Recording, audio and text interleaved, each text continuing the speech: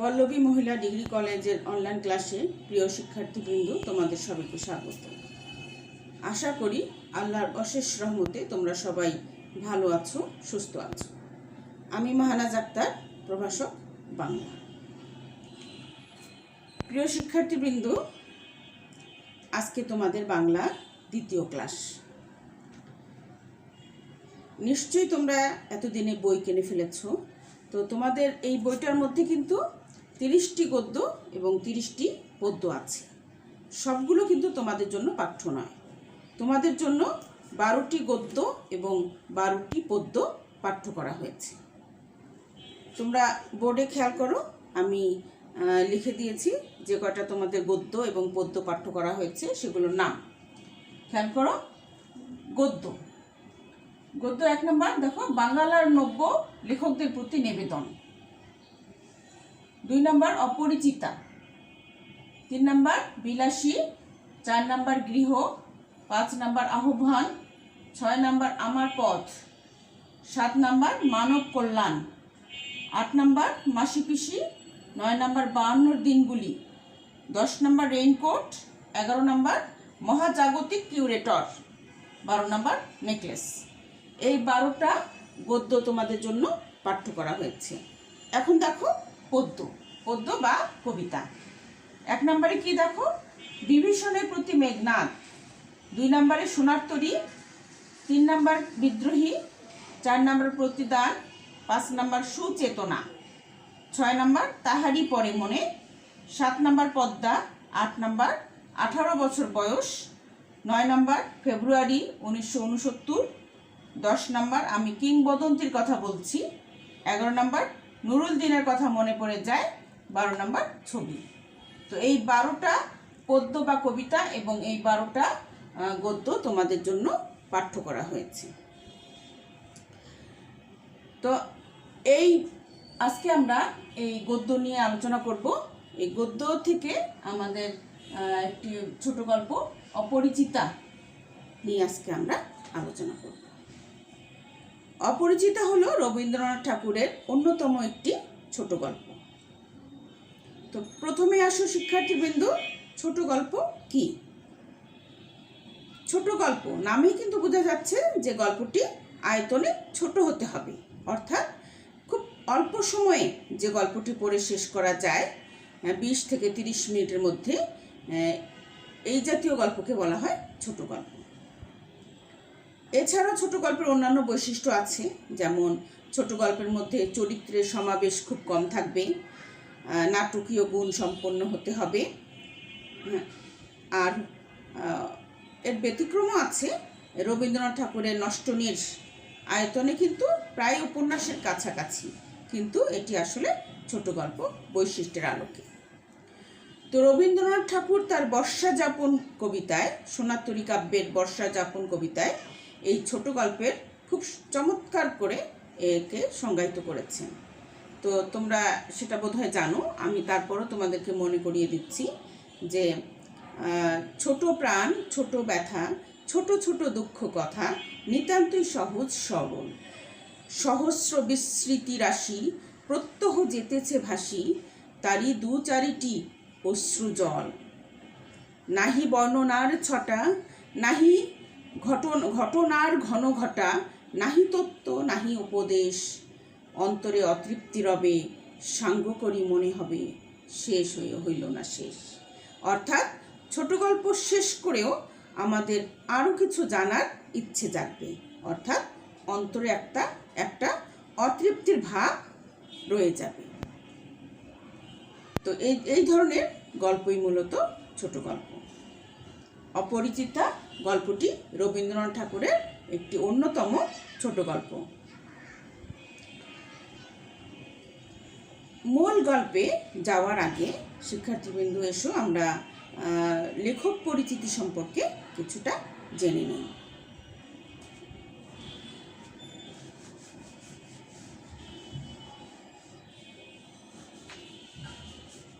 অপরিচিতা কে লিখেছেন? রবীন্দ্রনাথ ঠাকুর।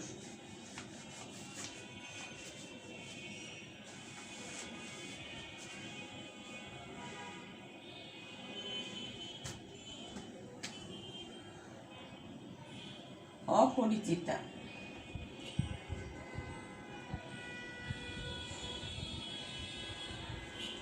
লিখেছেন রবীন্দ্রনাথ ঠাকুর।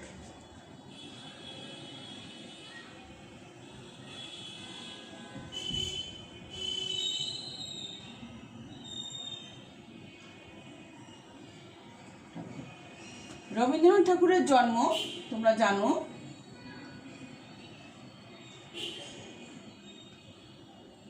1861 সালে,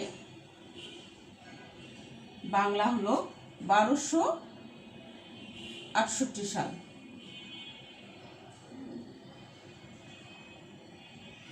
25 বৈশাখ,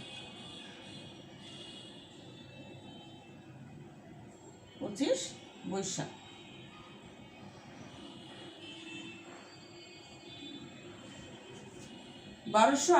সালের 25শে বৈশাখ রবীন্দ্রনাথ ঠাকুর সেই কলকাতার বিখ্যাত জোড়াসাঁকোর ঠাকুর পরিবারে জন্মগ্রহণ করেন। তিনি মৃত্যুবরণ করেন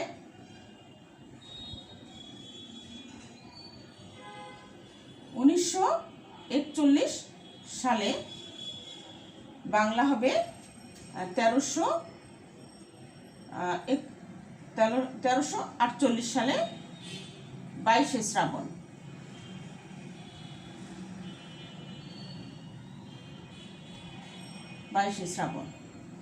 মৃত্যু। তার পিতার নাম দেবেন্দ্রনাথ ঠাকুর।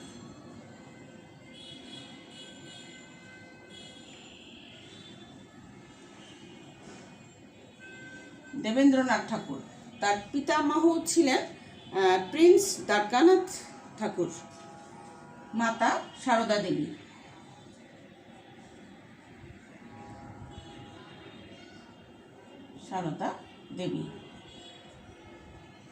রবীন্দ্রনাথ ঠাকুরকে ছোট গল্পের জনক বলা হয়, কেননা তার হাতে ছোট গল্পের উদ্ভব, বিকাশ এবং সমৃদ্ধি ঘটেছে। তাহলে ছোট গল্পের জনক বলা হয়।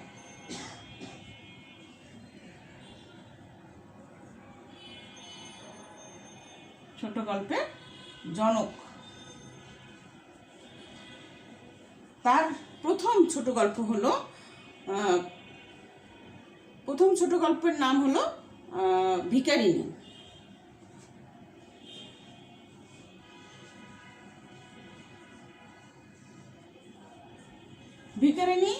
মাত্র 16 বছর বয়সে তিনি এই ছোট গল্পটি লিখেছেন এবং তখন থেকে তার ছোট গল্প হিসাবে তার আত্মপ্রকাশ ঘটে।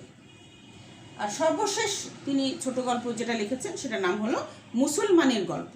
হ্যাঁ, সর্বশেষ যে গল্পটি লিখেছেন তার নাম হলো মুসলমানের গল্প।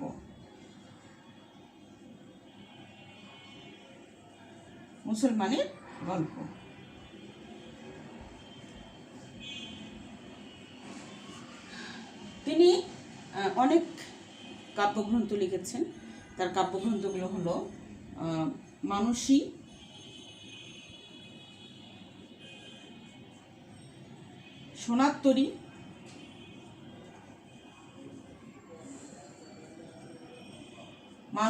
সোনাত্তরী, চিত্রা, জন্মদিনে,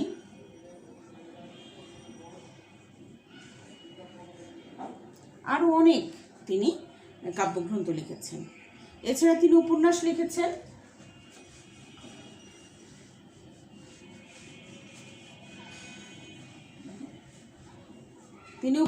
লিখেছেন। গোরা, যোগাযোগ,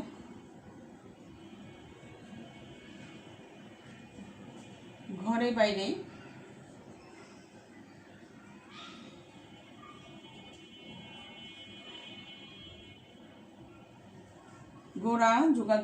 বাইরে, দুই বোন,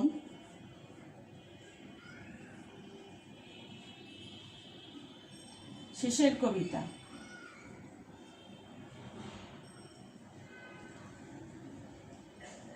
শেষের কবিতা কিন্তু তার উপন্যাসের নাম, কোনো কাব্যগ্রন্থ নয়। এছাড়া তিনি নাটক লিখেছেন। তার নাটকগুলো হলো রাজা, অচলায়তন,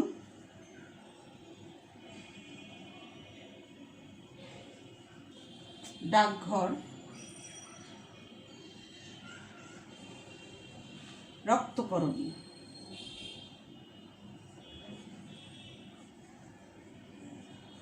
এগুলো হলো তার নাটক।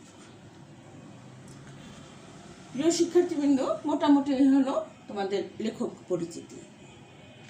এছাড়া তিনি গীতাঞ্জলি কাব্যগ্রন্থের জন্য নোবেল পুরস্কার লাভ করেন। গীতাঞ্জলি নিয়ে আমরা পরে বিশদভাবে আলোচনা করব। এখন আসো আমরা এই গল্পের কিছু বানান আমরা জেনে নিই।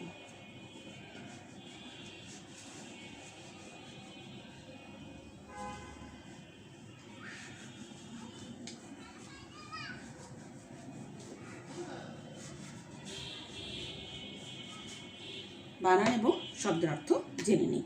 প্রথমে আসা যাক গীতাঞ্জলি। গীতাঞ্জলি বানানটা খেয়াল করো। গীতাঞ্জলি, গীতাঞ্জলি কাব্যের জন্য রবীন্দ্রনাথ ঠাকুর নোবেল পুরস্কার লাভ করেন। কিন্তু দেখা শুধু গীতাঞ্জলি কাব্যগ্রন্থ ঠিক এইভাবে বলা ঠিক নয়। মূলত তিনি গীতাঞ্জলি, খেয়া, নৈবেদ্য এবং আরও কিছু গান এবং কবিতা নিয়ে যে ইংরেজি সং অফারিংস এর জন্য তিনি নোবেল পুরস্কার লাভ করেন। হ্যাঁ, তাহলে ইংরেজি বইটির নাম কি? Song offerings. হ্যাঁ, সং অফারিংস।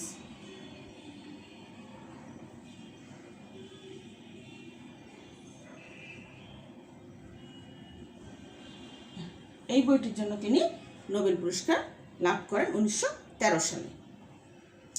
দেখো গীতাঞ্জলি, গীতাঞ্জলি শব্দটাকে ভাঙলে আমরা পাই গীত যোগ অঞ্জলি।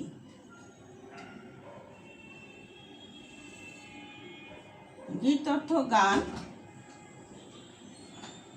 আর অঞ্জলি শব্দের অর্থ হচ্ছে নিবেদন।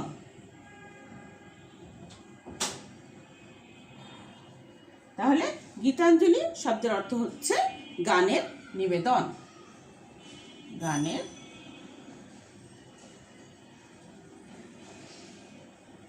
নিবেদন। এছাড়াও আরো অন্যান্য কিছু শব্দ আমরা জেনে নিই। অন্নপূর্ণা।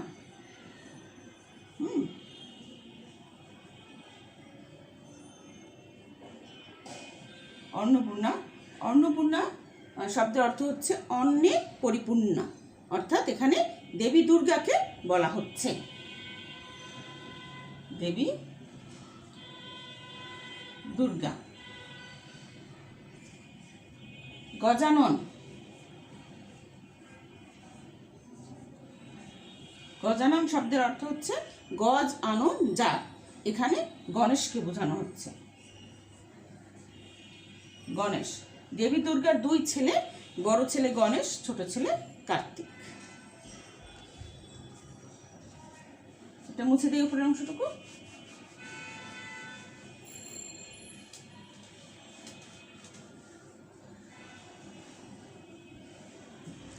এরপরে আসো উমেদানি।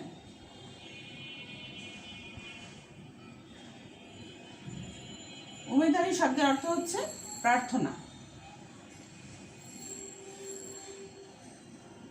প্রার্থনা অর্থাৎ চাকরির জন্য যে ধর্ণা দেওয়া, সেটাই হচ্ছে উমেদানি। হ্যাঁ, এরপরে আসো মনু। মনু শব্দের অর্থ হচ্ছে শাস্ত্র প্রণেতা।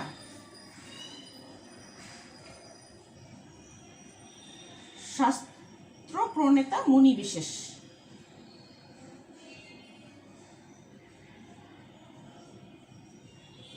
অর্থাৎ যে মুনি শাস্ত্র লেখে তাকে বলা হয় মনু। কানপুর, হ্যাঁ, কানপুর একটা শহরের নাম আছে ভারতে, কানপুর।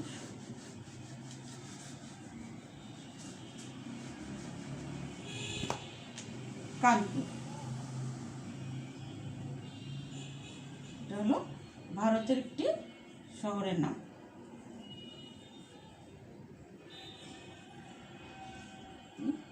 শহরের নাম।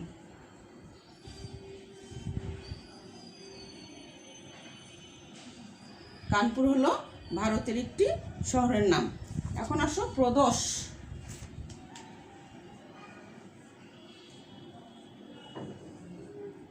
প্রদোষ শব্দের অর্থ হচ্ছে সন্ধ্যা। কলি।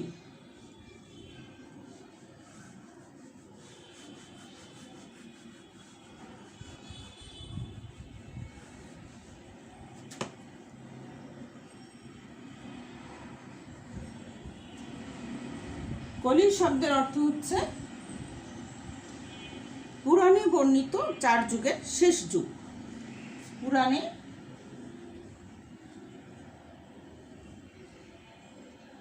বর্ণিত 4 যুগের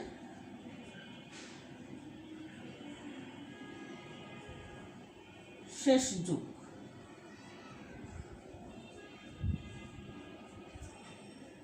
পুরাণে বর্ণিত 4 যুগের শেষ যুগ, এটাকে বলা হচ্ছে কলি। প্রিয় শিক্ষার্থীবৃন্দ, এখন আসো আমরা এই ছোট গল্পের মধ্যে যে চরিত্রগুলো আছে সেই চরিত্রগুলো সম্পর্কে আমরা কিছুটা জেনে নেই, যাতে করে তোমাদের গল্পটি পড়ার সময় তোমাদের গল্পটি পড়তে বা ধরতে বা বুঝতে সুবিধা হয়। প্রথমে আসো এই অপরিচিত ছোট গল্পের প্রধান চরিত্র যে অনুপম, অনুপমকে নিয়ে আমরা প্রথমে আলোচনা করি।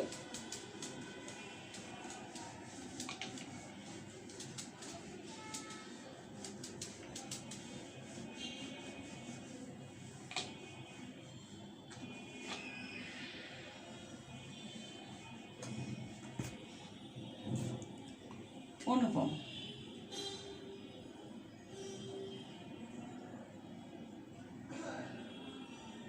অনুপম হচ্ছে অপরিচিত গল্পের নায়ক চরিত্র, প্রধান নায়ক চরিত্র। অনুপম বয়স 27 বছর, MA পাস করেছে, শিক্ষিত যুবক, কিন্তু ব্যক্তিত্বহীন শিক্ষিত যুবক। হ্যাঁ, বিয়ে সম্পর্কে তার কোনো তেমন মতামতই ছিল না, তার মামা যা মত দেয় তাই সে মেনে নেয়। এরপরে আসো অনুপমের পিতা। অনুপমের পিতা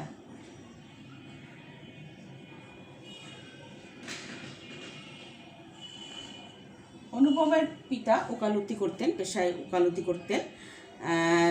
এককালে তিনি গরিব ছিলেন, ওকালতি করে তিনি প্রচুর টাকা উপার্জন করেছেন, কিন্তু ভোগ করার নিমেষমাত্র সময় পাননি। মৃত্যুতেই তার প্রথম অবকাশ। অনুপমের মাতা অনুপমের মাতা হলো গরিব ঘরের মেয়ে।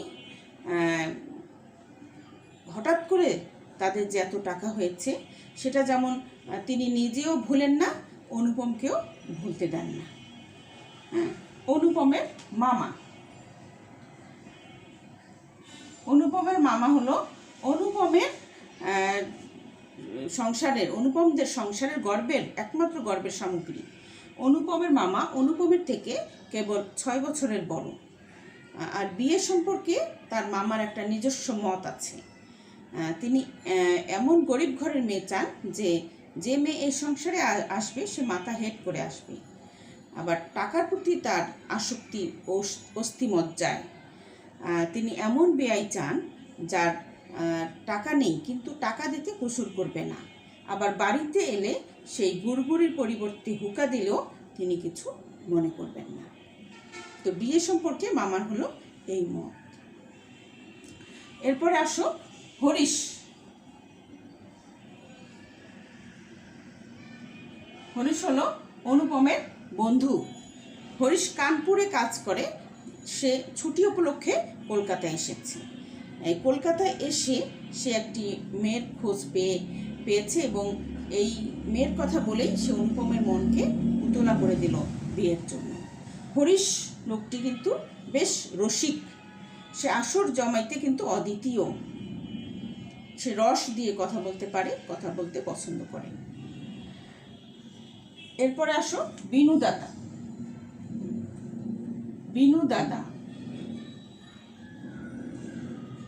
বিনু দাদা হলো অনুপমের পিস্তুত দাদা। কন্যাকে আশীর্বাদ করার জন্য এই বিনু দাদাকে পাঠানো হয়েছিল। বিনু দাদা কিন্তু তার ভাষাটা অত্যন্ত আঁট। আমরা যেখানে বলি চমৎকার, সেখানে তিনি বলেন চলনসই। তিনি যখন কন্যা দেখে এসে বললেন, ওহে মন্দ নয়, খাঁটি সোনা বটে, তখন কিন্তু তার কথার উপর 16 আনা ভরসা করা যায়। এই হলো ছেলে পক্ষের লোকদের বর্ণনা। এখন আসো কন্যা পক্ষের।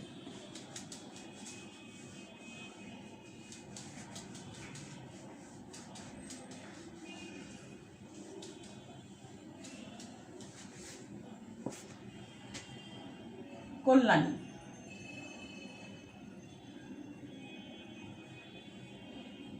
কল্যাণী প্রধান নারী চরিত্র, শিক্ষিত, মার্জিত, ভদ্র। তার বয়স 15 বছর। তার পিতার নাম হলো শম্ভুনাথ সেন।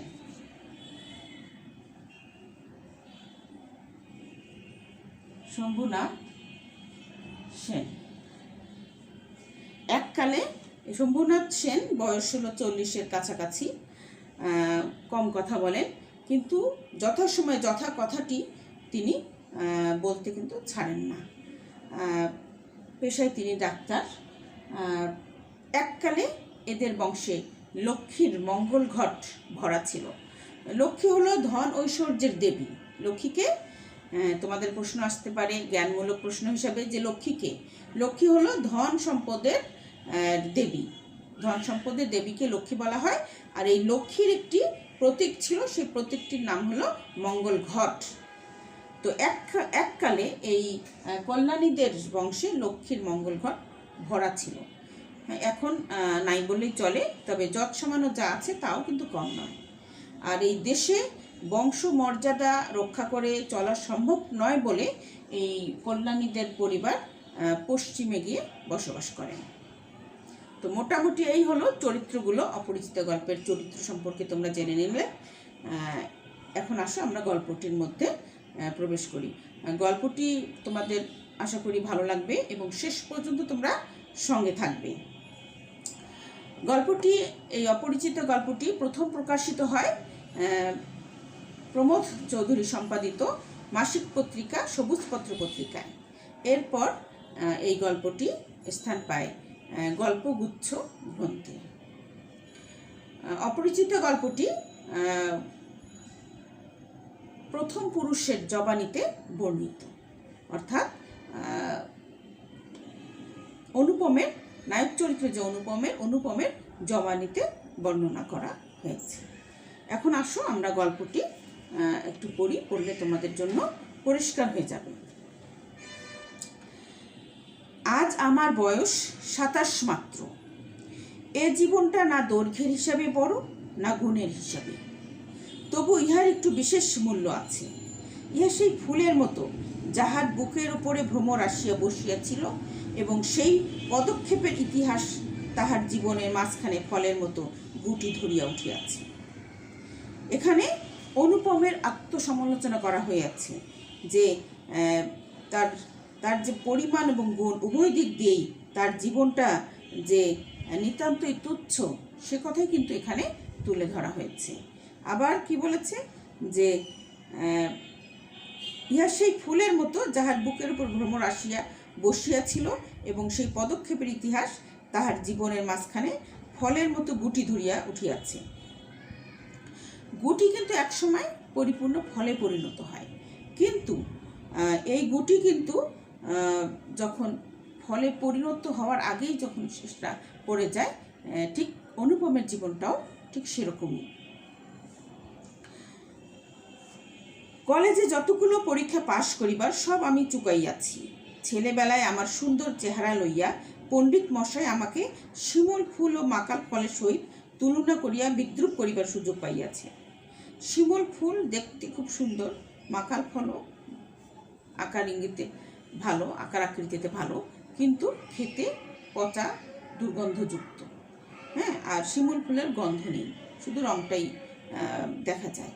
তো এই কারণেই এখানে বলা হয়েছে যে অনুপম শুধু লেখাপড়া শিখেছে মাত্র, কিন্তু সেটা কোনো কাজে তার লাগেনি সে লেখাপড়া। সেই তার কোনো ব্যক্তিত্ব নেই, মামা যা বলতেন তাই মেনে নিতেন।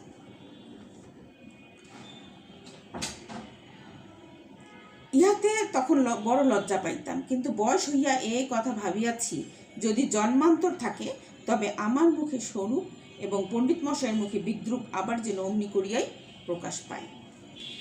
আমার পিতা এককালে গরিব ছিলেন, ওকালতি করিয়া তিনি প্রচুর টাকা রোজগার করিয়াছেন, ভোগ করিবার সময় নিমেষ মাত্র পান নাই। মৃত্যুতে তিনি যে হাঁপ ছাড়িলেন সেই তার প্রথম অবকাশ। তার পিতার কথা বলেছে অনুপম, যে তার পিতা এককালে গরিব ছিল, কিন্তু ওকালতি করে তিনি প্রচুর টাকা অর্জন করেছেন, কিন্তু সেটা ভোগ করার নিমেষ মাত্র সময় পাননি।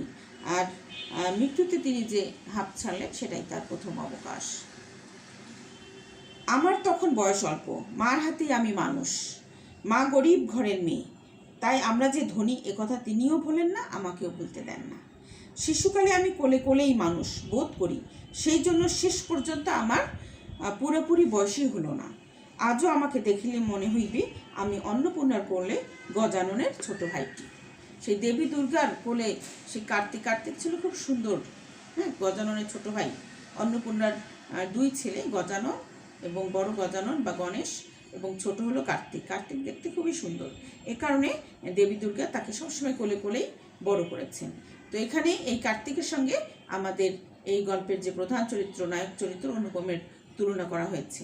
অনুপমও ছিল মা বাবার একমাত্র সন্তান, আর ছোটবেলায় বাবা মারা যাওয়াতে অনুপমকে যেন মা সে কোলে কোলেই বড় করেছে, সে কারণে এই কার্তিকের সঙ্গে অনুপমের তুলনা করা হয়েছে।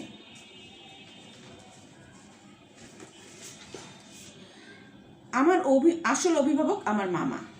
তিনি আমার চেয়ে বড় জোর বছর 6 বড়, কিন্তু ফলগুর বালির মতো তিনি আমাদের সমস্ত সংসারটাকে নিজের অন্তরের মধ্যে শুষিয়া লইয়াছেন। তাহাকে না খুঁড়িয়া এখানকার এক গণ্ডুষ রস পাইবার জো নাই। এই কারণে কোনো কিছুর জন্যেই আমাকে কোনো ভাবনা ভাবিতেই হয় না। অর্থাৎ মামাই হলো তার একমাত্র গর্বের সামগ্রী। কন্যার পিতা মাত্রই স্বীকার করিবেন আমি সৎপাত্র, তামাকটুকু পর্যন্ত খাই না। ভালো মানুষ হওয়ার কোনো ঝঞ্ঝাট নাই, তাই আমি নিতান্ত ভালো মানুষ। মাতার আদেশ মানিয়া চলিবার ক্ষমতা আমার আছে, বস্তুত না মানিবার ক্ষমতা আমার নাই।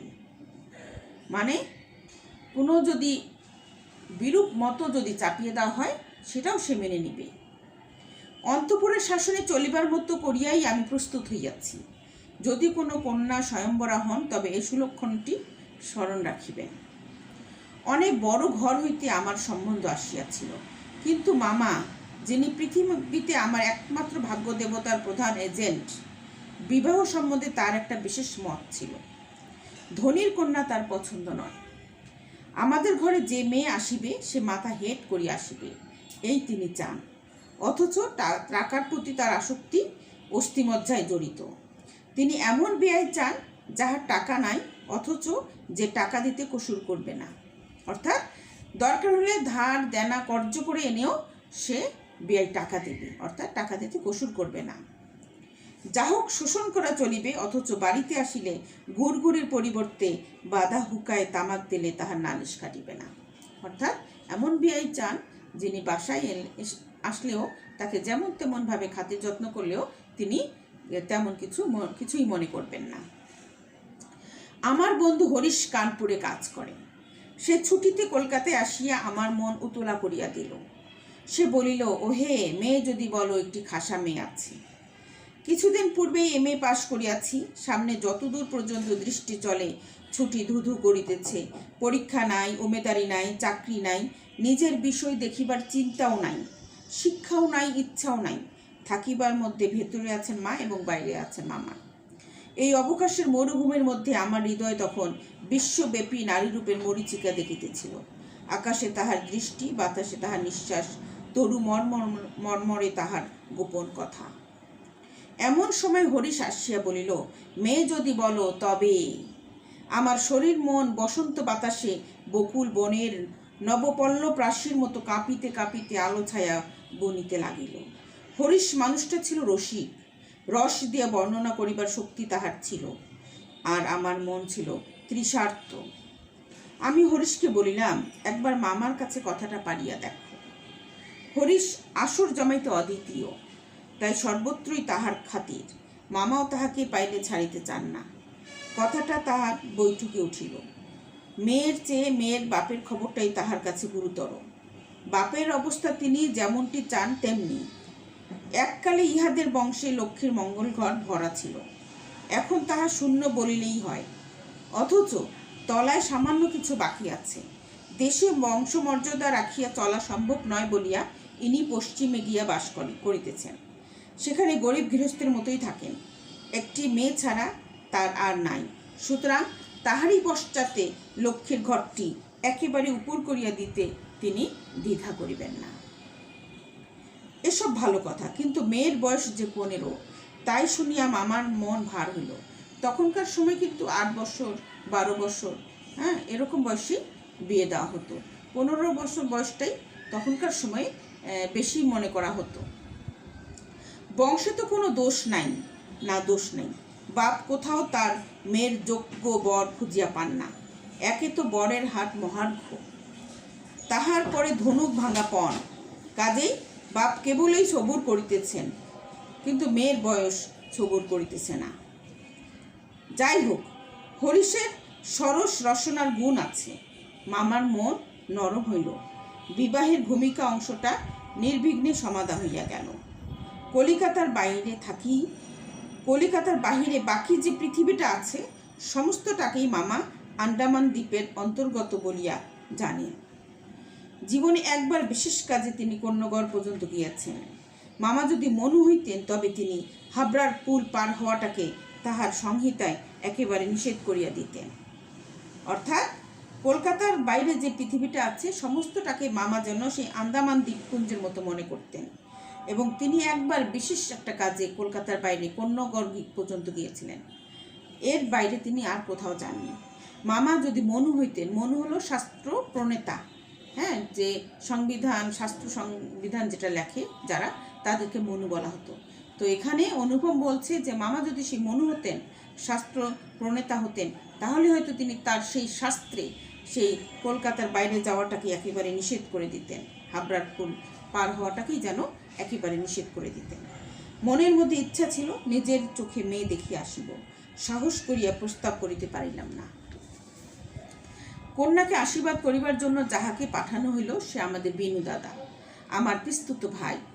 তাহার মতো রুচি এবং দক্ষতার পরে আমি 16 আনা নির্ভর করিতে পারি। বিনুদা ফিরিয়া আসিয়া বলিলেন, মন্দ নয় হোক, খাঁটি সোনা বটে। বিনু দাদার ভাষাটা অত্যন্ত আঁট। যেখানে আমরা বলি চমৎকার, সেখানে তিনি বলেন চলনসই। অতএব বুঝিলাম আমার ভাগ্যে প্রজাপতির সঙ্গে পঞ্চস্বরের কোনো বিরোধ নাই। বলা বাহুল্য, বিবাহ উপলক্ষে কন্যাপক্ষকেই কলিকাতায় আসিতে হইল। কন্যার পিতা শম্ভুনাথ বাবু হরিশকে কত বিশ্বাস করেন, তাহার প্রমাণ এই যে বিবাহের 3 দিন পূর্বে তিনি আমাকে প্রথম চক্ষে দেখেন এবং আশীর্বাদ করিয়া যান। বয়স তার 40-এর কিছু এপারে বা ওপারে। চুল কাঁচা, গোফে পাক ধরিতে আরম্ভ করিয়াছে মাত্র। সুপুরুষ বটে। ভিড়ের মধ্যে দেখিলে সকলের আগে তার উপরে চোখ পড়িবার মতো চেহারা। পণ সম্বন্ধে 2 পক্ষে পাকাপাকি কথা ঠিক হইয়া গিয়াছিল। মামা নিজেকে অসামান্য চতুর বলিয়াই অভিমান করিয়া থাকেন। কথাবার্তায় কোথাও তিনি কিছু ফাঁক রাখেন নাই। টাকার অঙ্ক তো স্থির ছিলই, তারপরে গহনা কত ভরির এবং সোনা কত দরের হইবে, সেও একেবারে বাধাবাধি হইয়া গিয়াছিল। আমি নিজে এই সমস্ত কথার মধ্যে ছিলাম না, জানিতাম না দেনা পাওনা কি স্থির হইল। মনে জানিতাম এই স্থূল অংশটাও বিবাহের একটা প্রধান অংশ, এবং সে অংশের ভার যার উপরে তিনি এক করাও ঠকিবেন না। বস্তুত আশ্চর্য পাকা লোক বলিয়া মামা আমাদের সমস্ত সংসারের প্রধান গর্বের সামগ্রী। যার উপরে এই দেনা পাওনার ভার ছিল, তিনি 1 বিন্দু ঠকবেন না, এ বিশ্বাস ছিল অনুপমের। আর অনুপম মনে করত যেন বিয়ের সময় এই দেনা পাওনাটাও যেন একটা বিয়ের অংশ। সেখানে আমাদের কোনো সম্বন্ধ আছে, সেখানেই সর্বত্রই তিনি বুদ্ধির লড়াইয়ে জিতিবেন, একেবারে ধরা কথা। এই জন্য আমাদের অভাব না থাকিলেও এবং অন্য পক্ষের অভাব কঠিন হইলেও জিতিব। আমাদের সংসারে এই জেদ, ইহাতে যে বাঁচুক আর যে মরুক। গায়ে হলুদ অসম্ভব রকম ধুম করিয়া গেল। বাহক এত গেল যে তাহার আদমশুমারি করিতে হইলে কেরানি রাখিতে হয়। তাহাদিকে বিদায় করিতে অপর পক্ষকে যে নাকাল হইতে হইবে সেই কথা স্মরণ করিয়া মামার সঙ্গে মা একযোগে বিস্তর হাসিলেন। তারা গায়ে হলুদ উপলক্ষে অসম্ভব ধুম পড়ে গেল। এত লোকজন আসা যাওয়া করলো যেন আদমশুমারি করিতে হইলে কেরানি রাখতে হতো, অর্থাৎ গণনা করতে হলে যেন কেরানি রাখতে হতো। আবার এই কথা স্মরণ করে যে মেয়ে পক্ষ নাকাল হবে এই কথা স্মরণ করেও তারা একজোট হেসে নিলেন। ব্যান্ড, বাঁশি, শখের কনসার্ট, সেই সময় কিন্তু কনসার্ট, আমরা এখন যেটা দেখি সেই সময়ও ছিল, প্রভৃতি যেখানে যত প্রকার উচ্চ শব্দ আছে সমস্ত একসঙ্গে মিশাইয়া বর্বর কোলাহলের মতো হস্তি দ্বারা সঙ্গীত সরস্বতী পদ্মবন দলিত বিদলিত করিয়া আমি তো বিবাহ বাড়িতে গিয়ে উঠিলাম। সে মস্ত হস্তি দ্বারা সেই যে উচ্চ যত প্রকার উচ্চ শব্দ আছে এইগুলোকে কিন্তু লেখক এখানে উচ্চ শব্দ বলেছে। এই যে ব্যান্ড, বাঁশি, শখের কনসার্ট, এগুলোকে কিন্তু লেখক এখানে কি বলেছে? উচ্চ শব্দ বলেছে, কোনো সঙ্গীত বলেনি। এই উচ্চ শব্দ একেবারে সমস্ত মিশিয়ে বর্বর কোলাহলের সেই মত্ত হস্তি হাতি যেন সেই সরস্বতীর পদ্মবনকে দলিত মথিত করে গিয়ে সে বিয়ে বাড়িতে উঠল। আংটিতে, হাড়েতে, জড়ি জহরতে আমার শরীর যেন গহনার দোকান নিলামে চলিয়াছে বলিয়া বোধ হইল। অর্থাৎ যত প্রকার অলঙ্কার পরিধান করা যায় সব অলঙ্কারই যেন পরিধান করে অনুপম বিয়ে বাড়িতে গেল। তাকে দেখলে মনে হচ্ছে যেন গহনার দোকান নিলামে চলিয়াছে। তাহাদের ভাবি জামাইয়ের মূল্য কত সেটা যেন কতক পরিমাণে সর্বাঙ্গে স্পষ্ট করিয়া লিখিয়া ভাবি শ্বশুরের সঙ্গে মোকাবিলা করিতে চলিয়াছিলাম। তাদের সেই ভাবি জামাইয়ের মূল্য যে কতটা সেটা যেন তার সর্বাঙ্গে ফুটে উঠেছে। মামা বিবাহ বাড়িতে ঢুকিয়া খুশি হইলেন না। একে তো উঠানটাতে বরযাত্রীদের জায়গার সংকুলান হওয়াই শক্ত, তাহার পরে সমস্ত আয়োজন নিতান্ত মধ্যম রকমের। ইহার পরে শম্ভুনাথ বাবুর ব্যবহারটাও নেহাত ঠান্ডা। তার বিনয়টা অজস্র নয়। তিনি বিনয়টা ঠিক সেরকমভাবে বলছেন না বা করছেন না। মুখে তো কথাই নাই, কোমরে চাদর বাঁধা, গলা ভাঙ্গা, টাক পরা এবং বিপুল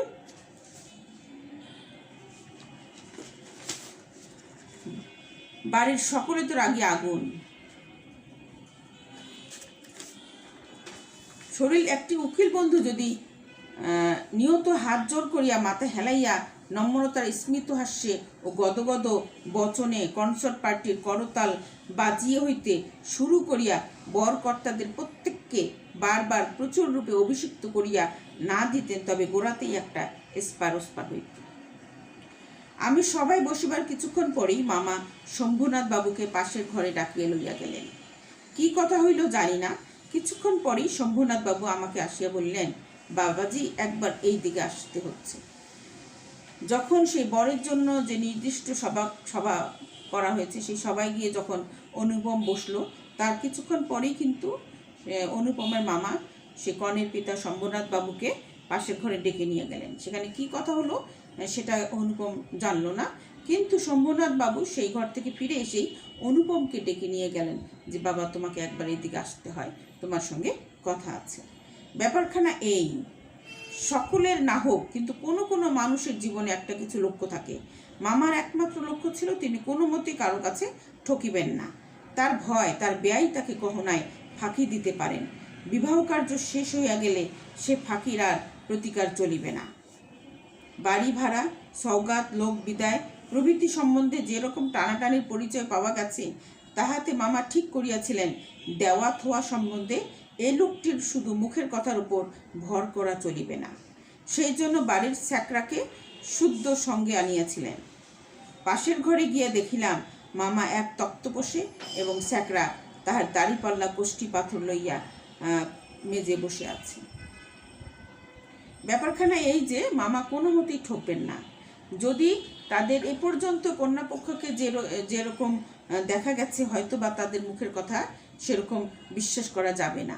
এ কারণেই মামা সেই বাড়ির স্যাকরাকে সঙ্গে নিয়ে এসেছেন। স্যাকরা হলো সেই গয়নার মাপজোক যে করে তাকে স্যাকরা বলা হয়, সেই স্যাকরাকে সঙ্গে নিয়ে এসেছেন। এবং পাশের ঘরে দেখলেন যে মামা বিছানার মধ্যে বসে আছে আর স্যাকরা সে দাড়িপাল্লা কষ্টি পাথর নিয়ে সে মেজে বসে আছে। শম্ভুনাথ বাবু আমাকে বললেন, তোমার বামা বলিতেছেন বিবাহের কাজ শুরু হইবার আগেই তিনি কনের সমস্ত গহনা যাচাই করিয়া দেখিবেন, ইহাতে তুমি কি বলো? শম্ভুনাথ বাবুকে কিন্তু তার মামা যা বলার বলেছেন, কিন্তু শম্ভুনাথ বাবু তার মামার কথাকে তেমন আমলে না নিয়ে সেই অনুপমের কাছে এসেছে যে তোমার মামা বলছেন বিয়ের আগে কনের গা থেকে গহনা খুলে এনে মাপার জন্য, এতে তুমি কি, তোমার কি মত, তুমি কি চাও? আমি মাথা হেট করিয়া চুপ করিয়া রহিলাম।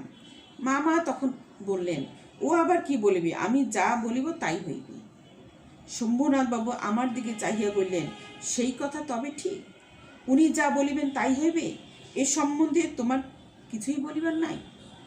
শম্ভুনাথ বাবু কিন্তু আবারও দ্বিতীয়বারও কিন্তু অনুপমের উদ্দেশ্যে বলছে, তবে এ কথাই কি ঠিক, উনি যা বলবেন অর্থাৎ মামা যা বলবেন তাই ঠিক হবে, এ সম্পর্কে কি তোমার কিছুই বলার নেই? আমি একটু ঘাড় নাড়ার ইঙ্গিতে জানাইলাম, এসব কথায় আমার সম্পূর্ণ অনধিকার। অনুপম একটু ঘাড় নেড়ে তার সম্মতি প্রকাশ করল। আচ্ছা তবে বসো, মেয়ের গা হইতে সমস্ত গহনা খুলিয়া আনিতেছি। অনুপমকে কিন্তু আর সবাই যেতে দিলেন না, ওখানেই বসিয়ে রাখলেন। এই বলিয়া তিনি উঠিলেন। মামা বলিলেন, অনুপম এখানে কি করিবে, ও সবাই গিয়া বসুক। শম্ভুনাথ বাবু বললেন, না, সবাই নয়, এখানেই বসিতে হইবে। অনুপমের শম্ভুনাথ বাবু, কনের যে পিতা শম্ভুনাথ বাবু, সে কিন্তু যথাসময়ে যথাযথ কথাটি বলেন এবং দৃঢ়তার সাথে বলেন। কি বলল? না, সবাই নয়, এখানেই বসিতে হইবে। কিছুক্ষণ পরে তিনি একখানা গামছায় বাঁধা গহনা আনিয়া তক্তপোষের উপর মেলিয়া ধরিলেন। সমস্তই তাহার পিতামহীদের আমলের গহনা, হাল ফ্যাশনের সূক্ষ্ম কাজ নয়, যেমন মোটা তেমনি ভারী। কিছুক্ষণ পরে তিনি গামছায় বেঁধে সেই মোটা মোটা ভারী ভারী তার সেই পিতামহীদের আমলের গহনা নিয়ে আসলেন। সে হাল ফ্যাশনের সূক্ষ্ম কাজ নয়, যেমন মোটা তেমনি ভারী। স্যাকরা গহনা হাতে তুলিয়া লইয়া বলিল, এ আর দেখিব কি, ইহাতে খাদ নাই, এমন সোনা এখনকার দিনে ব্যবহারই হয় না। এই বলিয়া সে মকর মুখা মোটা একখানা বালায় একটু চাপ দিয়া দেখাইল যে তাহা বাকিয়া যায়। মামা তখনই নোট বইয়ে গহনাগুলির ফর্দ টুকিয়া লইলেন, পাছে যাহা দেখানো হইল তাহার কোনোটা কম পড়ে। হিসাব করিয়া দেখিলেন গহনা যে পরিমাণ দিবার কথা, এগুলো সংখ্যায় দরে এবং ভারে তার অনেক বেশি। গহনাগুলির মধ্যে এক জোড়া ইয়ারিং ছিল। শম্ভুনাথ সেইটি স্যাকরার হাতে দিয়ে বললেন, এইটি একবার পরখ করিয়া দেখো। শম্ভুনাথ বাবুর মেয়ের গহনাগুলো যে খুলে আনা হয়েছিল সেগুলো হাল ফ্যাশনের গহনা নয়, সবগুলোই তার পিতামহীর আমলের গহনা, খাঁটি গহনা, যে সেই গহনাগুলো চাপ দিলে বেঁকে যাচ্ছে, অর্থাৎ এখানে খাদ, এই গহনাগুলির মধ্যে খাদ নেই বললেই চলে। কিন্তু ওই গহনাগুলির মধ্যে একজোড়া ইয়ারিং ছিল। এবার সেইটি শম্ভুনাথ বাবু হাতে নিয়ে সেই স্যাকরাকে দিয়ে বললেন, এইটি এবার মেপে দেখো, পরীক্ষা করে দেখো। স্যাকরা বলল, ইহা বিলাতি মাল, ইহাতে সোনার ভাগ সামান্যই আছে। স্যাকরা তখন বলল যে এটা হলো বিলাতি মাল, এখানে সামান্যই সোনার ভাগ আছে। শম্ভুনাথ ইয়ারিং জোড়া মামার হাতে দিয়ে বললেন, এটা আপনারাই রাখিয়া দিন। মামা সেটা হাতে লইয়া দেখলেন, এই ইয়ারিং দিয়েই কন্যাকে তাহারা আশীর্বাদ করিয়াছিলেন। মামা সেই ইয়ারিং জোড়া হাতে নিয়ে দেখলো যে এই ইয়ারিং জোড়া, এই কানের দুল দিয়েই কিন্তু তারা কন্যাকে আশীর্বাদ করিয়াছিলেন, যেটা ছিল সেই বিলাতি মাল, যে ইয়ারিং জোড়ার মধ্যে সোনার পরিমাণ সামান্যই ছিল। মামার মুখ লাল হইয়া উঠিল। দরিদ্র তাহাকে ঠকাইতে চাহিবে, কিন্তু তিনি ঠকিবেন না, এই আনন্দ সম্ভোগ হইতে বঞ্চিত হইলেন এবং তাহার উপরেও কিছু পুরি পাওনা জুটিল। অত্যন্ত মুখ ভার করিয়া বলিলেন, অনুপম যাও, তুমি সবাই গিয়ে বসোকে। শম্ভুনাথ বাবু বলিলেন, না, এখন সবাই বসিতে হইবে না, চলুন আগে আপনাদের খাওয়াইয়া দিই। মামা বলিলেন, সে কি কথা, লগ্ন? শম্ভুনাথ বাবু বললেন, সেজন্য কিছু ভাবিবেন না, এখন উঠুন। লোকটি নেহাত ভালো মানুষ ধরনের, কিন্তু ভেতরে বেশ একটু জোর আছে বলিয়া বোধ হইল। মামাকে উঠিতে হইল। বরযাত্রীদেরও আহার হইয়া গেল। আয়োজনের আড়ম্বর ছিল না, কিন্তু রান্না ভালো এবং সমস্ত বেশ পরিষ্কার পরিচ্ছন্ন বলিয়াই সকলের তৃপ্তি হইল।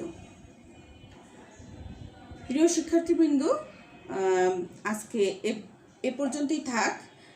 এরপরে আমরা বাকি অংশটুকু, এই গল্পের বাকি অংশটুকু শেষ করব। তো যতটুকু পর্যন্ত পড়ানো হয়েছে ততটুকু তোমরা খুব ভালো মতো বাসায় পড়বে। এরপরের ক্লাসে আমরা বাকি অংশটুকু শেষ করে দিয়ে আমরা জ্ঞানমূলক এবং অনুধাবনমূলক প্রশ্ন নিয়ে আলোচনা করব। তো তোমরা সবাই ভালো থাকো, সুস্থ থাকো। আল্লাহ হাফেজ।